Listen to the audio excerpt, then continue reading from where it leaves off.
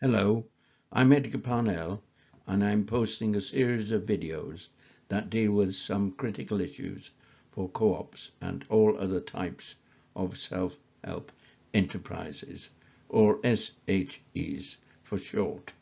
In this session, I'm focusing on organizations and what we should know about them and how this knowledge needs to be applied in co-ops and all other types of SHEs. What do I mean by self-help enterprises? Well, most people probably know them by the names of particular types of this form of enterprise, such as cooperatives, credit unions, mutuals, and dozens of other different types too. I will start by explaining what I mean by organizations. Organizations are the tools people use when they want to achieve common purpose or objectives in association with others. As with all tools, the more specifically designed the tool, the more effective it will be. This means that our organizations need to be designed and run so they achieve their purpose and fulfill their function. There are countless different forms of organization, ranging from informal groups to huge corporations, from charities, religions, and trade unions, through to governmental bodies at local, national, and international levels. What I have to say is applicable to most forms of organization, but here my observations are focused on all types of SHEs, which of course includes co-ops. I will outline what people involved in SHEs need to know about their organizations. In brief, we should know that if any organization is to be truly successful, it must have a clearly defined purpose and function, and all those involved in the organization must know what they are. We should know that there will often be predators, both within and without an organization, who will seize any opportunity to take control away from its rightful owners. In other cases, while ownership is nominally unchanged, self-serving individuals and cliques will often become the main beneficiaries from the activities of the organization. Those entrusted with running an organization on a day-to-day basis will very often usurp the rights and benefits of the rightful owners. Organizations that do not have a well understood purpose and function, which are supported by the necessary systems, are the most likely to be hijacked. I will elaborate on these issues as we progress, but first let me explain what I mean when I talk about purpose and function. When a group of people decide to set up an enterprise, they will normally have a clear-cut idea about what they want to change in a market and the benefits that they seek to bring to members. The most immediate outcomes that the members want will form the core of the purpose. In SHEs, they need a holistic purpose that encompasses all of the different facets of their purpose. Setting the purpose of a self-help enterprise ought not to be confused with the kind of practices that are followed by commercial businesses. Here, they often adopt so-called mission statements that usually only supply a pseudo-purpose, for example, to become the market leader in a specific market, often seeking to obscure their true intent, which is to make money for their owners. function of an organization is what it does to achieve its purpose. In the case of SHEs, this usually means intervening in a specific market or closely related markets in the best interests of the members.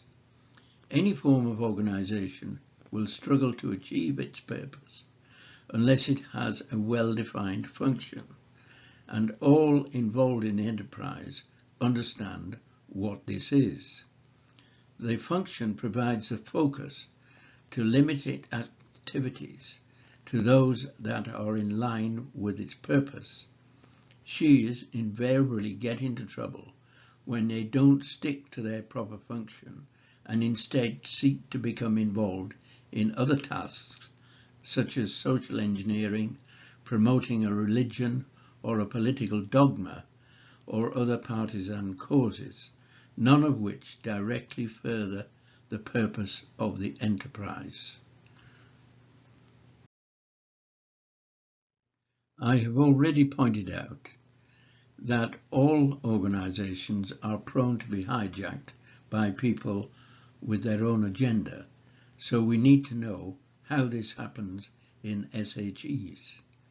It's not surprising that many organizations don't work as they should when we know that many people involved do not know the precise purpose of their organizations nor the true function. Neither do they have the systems in place that will ensure that their organization focuses on delivering its real purpose, including the provision of adequate oversight to ensure that they do. Most organizations are subject to financial oversight by means of an annual audit.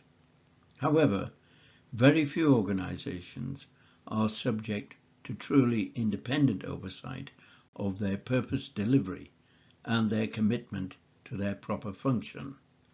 Without adequate legislation and effective oversight, most organizations will predictably default to a position where they prioritize the interests of those running them day to day. In other cases, SHEs transform to being run in the interests of those who provide their finance. In either case, whenever this kind of change happens, the outcome is that the interests of their true owners are sidelined. Those who have in effect stolen the enterprise often also turn to exploiting the members. What happens when SHEs are stolen from their members? In the extreme, the people that take over control from the members undertake a process called demutualization, which means converting it into an investor-owned company. This is what happened to at least 10 of Britain's major building societies and several big agricultural supply cooperatives in recent years. Sometimes SHEs are stolen from their members by the state. In many other cases, SHEs simply mutate into a form of enterprise that primarily serves the interests of those that control them on a day-to-day basis. So it's important to understand that many enterprises bearing names that imply that they are genuine SHEs are not authentic. In some countries, businesses can get away with calling themselves names that imply that they are SHEs, for example, cooperatives or building societies, when they're not by any stretch of the imagination bona fide self-help enterprises. A mutant organization is one that has ceased to focus on serving its owners. In the case of self-help enterprises, this means its membership. Members of mutant enterprises need to re-establish member control over their organization. The first step in this process is for members to gain a clear understanding of the self-help enterprise model. This model of enterprise will be outlined in a future video in this series, but is fully explained in my book, Enterprises That Change Lives. In some countries, changes in the law are required to ensure that self-help enterprises remain authentically member-controlled and are operating for the benefit of their members. So what can be done to stop SHEs being demutualized or mutating? Well, the people leading SHEs must be constantly on their guard and remain alert to the threats to the future of their enterprises. In addition, they need to have the necessary human systems in place to ensure that the organization follows a built-in process of renewal, devise and implement a robust system of oversight which is necessary to ensure that each new generation pursues their purpose and adheres to their foundation practices. They must maintain practices, rules and policies that prevent their organization from being hijacked by self-serving individuals, and they must invest in developing authentic leaders and fully trained managers who will provide continuity of the creative leadership needed to ensure the resilience of their organizations. We are coming to the end of this session, and there are a few other issues that I want to bring to your attention. Things that we know about organizations that are particularly relevant to SHEs. I believe leaders of self-help enterprises, and in truth every member of the enterprise, ought to watch out for 3 other dangers that can damage their enterprises. A very real danger is cultural collapse, which can rapidly move SHEs from a position of delivering on their purpose to one where they are struggling to survive. This happens when leaders do not live out the culture essential to the success of SHEs. This can be summed up in the phrase, members first. In other words, everybody in the enterprise must know that the enterprise exists to serve its members. Then there is one of the most profound threats to all organizations, including all self-help enterprises. This arises when those controlling them are ruled by their egos and their obsessions. Egotistical leaders are most likely to lead their enterprises into oblivion. This type of leader follows their own obsessions to the detriment of their enterprise. Such people have to be either controlled or removed from their posts.